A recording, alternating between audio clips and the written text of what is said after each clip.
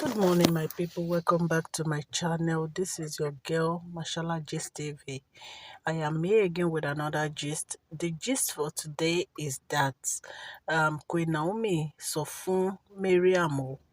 Wọ́n ránṣẹ́ sí Mariam allegedly nǹkan tá a gbọ́ ni pé ilẹ̀ tó rà yẹn, ipe ara ẹ̀ ló rà fún o, kì í ṣe lórí ọmọ àwọn ló fi rà.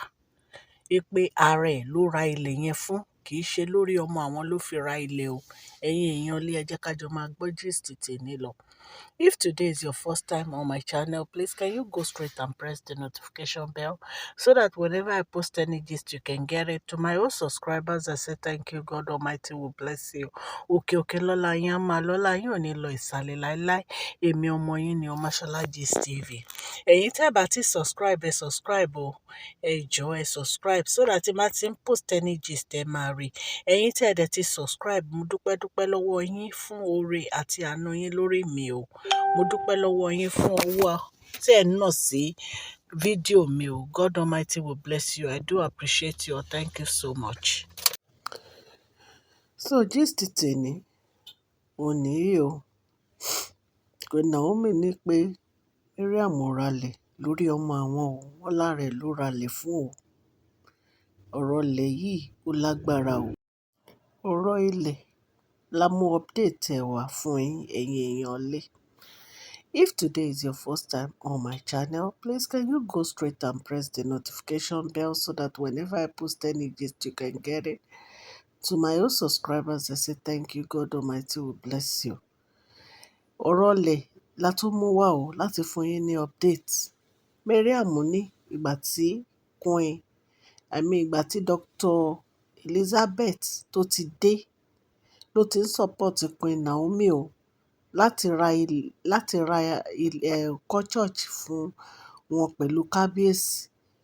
Lẹ́yìn yìí, ó tún ra bọ́ọ̀sì òun àti kábíyèsí. Wọ́n present Queen Naomi. Wọ́n ní a lot of things ní Elizabeth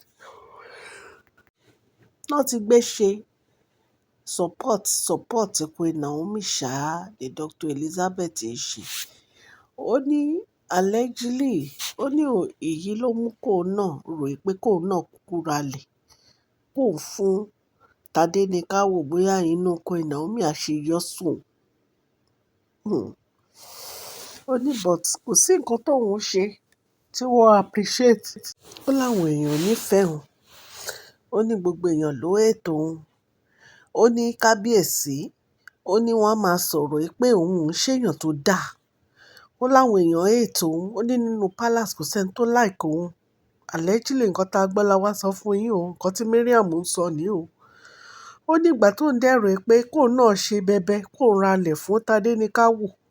Ó ní wọ́n tún ń rojọ́, wọ́n tún ń sọ̀rọ̀, wọ́n tún ń bínú. Ó ní tó bá jẹ́ Dr. Elizabeth ló ra nǹkan fún Queen Naomi ní ìsìn, wọn ò ní sọ̀rọ̀, wọn ò ní rojọ́, wọn ò ní bínú. Èèyàn lé, àní ká mú update ilẹ̀ wá fún yín ni o. Lákọ̀ọ́kọ́, Mariam, wọ́n ní kábíyèsí, wọ́n náà bínú sí i gan seriously pé o ò ní right láti lọ ralẹ̀ kó wá send ẹ̀ sí Queen Naomi, kó send paper sí Queen Naomi. Pé ìwà tó wù yẹn, ìwà pé òun play politics ní páwọn ò dẹ̀ like ẹ̀. Wọ́n ní kábíyèsí bínú gan. Kábíyèsí ní right láti bínú. Wọ́n ní right láti bínú. Wọ́n ní ibi tí wọ́n bá fi ẹlẹ́mọ̀ ṣọ̀ṣọ́, òun ló ń ṣọ́. Kò dáa kéèyàn máa bẹ́ ju nǹkan tí wọ́n bá ní kéèyàn ṣe lọ. Queen Naomi, wọn ò ṣèyàn kan tó yẹ pé ó ń bínú. Ṣèyàn kan tó yẹ pé ó lágbájá, wọn dẹ̀ ṣèyàn kan tó yẹ pé ó ń sọ̀rọ̀. Bọ́dẹ̀ ṣe wà yẹn jẹ́jẹ́ wọn náà máa ń lọ. And kí Elizabeth tó ṣe anything, ó máa sọ fún kábíyèsí pé kò kí ń ṣàdédé ṣe. Gbogbo pé ó ra bọ́ọ̀sì, ó support kábíyèsí, ó ṣe gbẹ. Ó sọ fún kábíyèsí náà, kò kàn lọ ṣàdédé ṣe lẹ́yìn kábíyèsí. Ìwọ lọ ṣàdédé ṣe lẹ́yìn kábíyèsí ni. Tó bá jẹ́ pé o sọ fún kábíyèsí ni, kábíyèsí á ti advice ẹ pé nǹkan tó ń ṣe yìí má ṣe báyìí o. Nǹkan tó ń ṣe yìí ó wrong o, kì í ṣe bó ṣe yẹ kó ṣe ni. Wọ́n á sọ nǹkan tó yẹ kó ṣe fún ẹ. Nǹkan tó fi dá kéèyàn máa listen nìyẹn.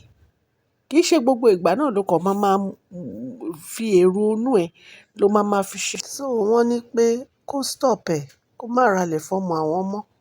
Nípa àwọn ò rán níṣẹ́ pé kó dẹ̀ stay away from Queen Naomi o. Kábíyèsí ní tí ò bá dẹ̀ ti gbọ́, àwọn máa fi ọ̀pá àṣẹ, àwọn máa fi gégùn fún ni. And ìwọ náà ò fẹ́ kó fi ọ̀pá àṣẹ kó fi ṣépè fún ẹ. So jókòó ara ẹ jẹ́. Ibi tó máa fẹ́ lẹ́mọ̀ṣọ́ ìyànṣọ́ ló ń ṣọ́. Kí ló ń wá kiri gan-an?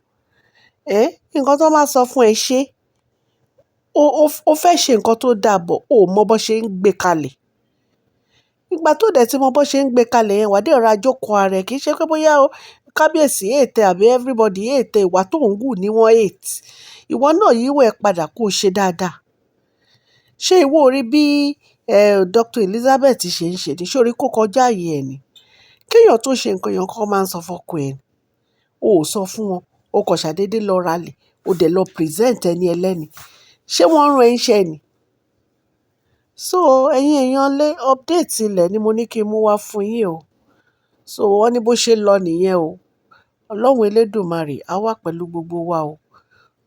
Lágbára Ọlọ́run, gbogbo ẹ̀yin tẹ́ ti subscribe sí fídíò mi àti ẹ̀yin tẹ́ ti subscribe, mo gbàdúrà fún yín. Òkè òkè lọ́lá yín á máa lọ, ọlá yín ò ní lọ ìsàlẹ̀ o. Ẹ ṣé mo dúpẹ́ o. Please share this video, like and subscribe. God bless you all.